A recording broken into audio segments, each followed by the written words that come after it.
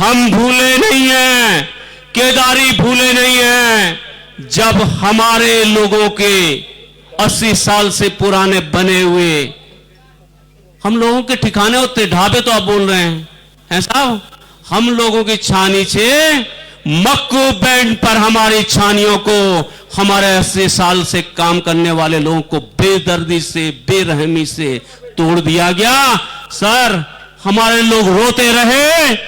देश में schedule tribes and forest act जैसे कानून है जो पूरा वनवासी को, आदिवासी को, वनों में रहने वाले व्यक्ति को पूरा अधिकार देते हैं कि अगर 75 साल से ऊपर या 3 पीढ़ियों से ऊपर कोई किसी भी वन में रह रहा हो, यहां तक के कि अभयारण्य क्षेत्र में भी रह रहा हो, तो वो जमीन उसके नाम पर होनी चाहिए थी। लेकिन ये केदारी ऐसे अभागे हैं।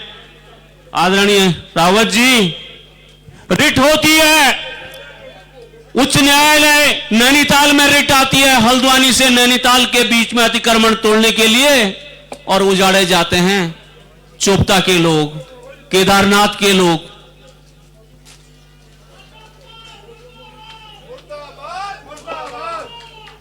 आदरणीय अध्यक्ष जी, हम इसलिए कह रहे हैं कि हमारी लड़ाई धामी जी से है। धामी जी से बड़ा नौटंकीबाज हमने नहीं देखा है।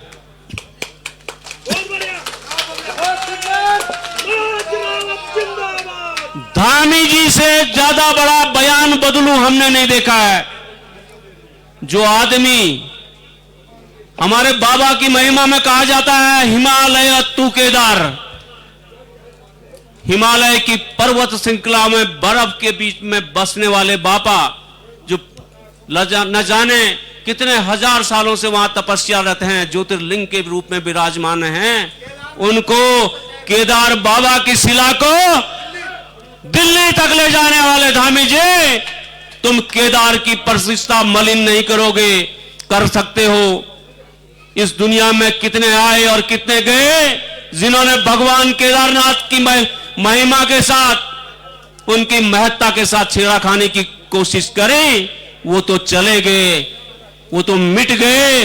बाबा वहीं अडिग खड़े हैं। और ये हमारे बाबा का माध्यम तो आदरणीय नेता प्रतिपक्ष जी, आदरणीय अध्यक्ष जी, आपने देख लिया 31 जुलाई के 4 दिन पहले जिस स्थान पर 15-20 लोग मरे थे, यात्रा के लिए पगडंडी खुलते ही हजारों लोग उस यात्रा के रास्ते पर चल पड़ते। ये हमारे बाबा की महिमा है। और जो जवाब माननीय मुख्यमंत्री जी, जो सफाई आप दे रहे हैं कि हमने कुछ नहीं किया, माननीय मुख्यमंत्री जी, आपके मुंह में वो शब्द जो आपने दिल्ली में, कौन सी जगह साहब, बौराड़ी, क्या बौराड़ी जो भी है, बताते हैं दिल्ली का स्लम एरिया है, हिमालय के बाबा को स्लम एरिया में बरसाने के लिए ले गए। आप कह रहे हैं कि शिला पत्थर थी।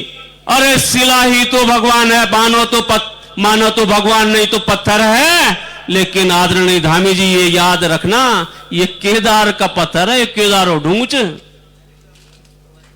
जो आप सफाई देते फिर रहे हो कि कुछ नहीं गया। अरे केदार का पत्थर तो तीसरी पीढ़ी में भी वापस आता है, तीसरी पीढ़ी में भी पूजा लेकर के भगवान भैरवनाथ जी की पूजा के बाद चुपचाप से लू की दौड़ पड़ दे, लू की ते पूजा देवण पड़ दी, तब लोण पड़ दे सुडूंग वापस।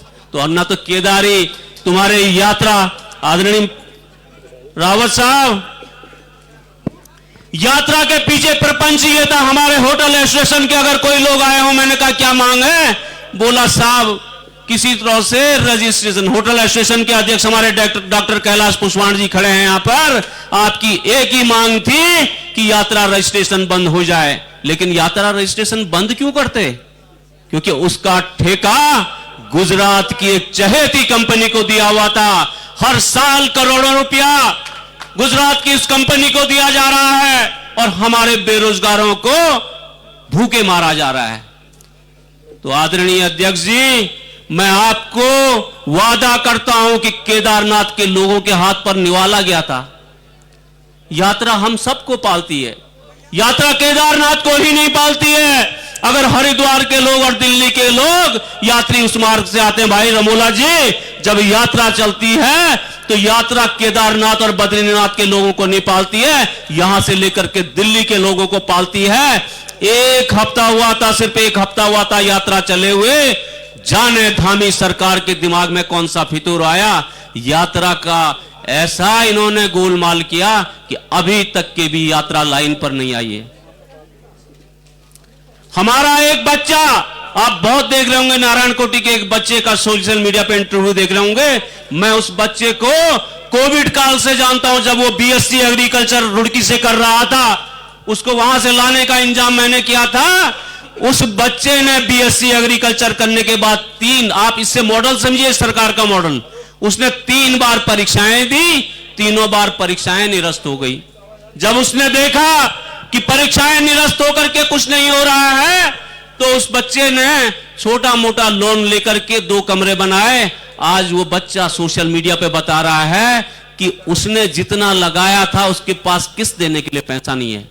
यह हाल हमारे हर बच्चे का है, यह हर कारोबारी का है, यह घोड़े वालों का है, यह खच्चर वालों का है।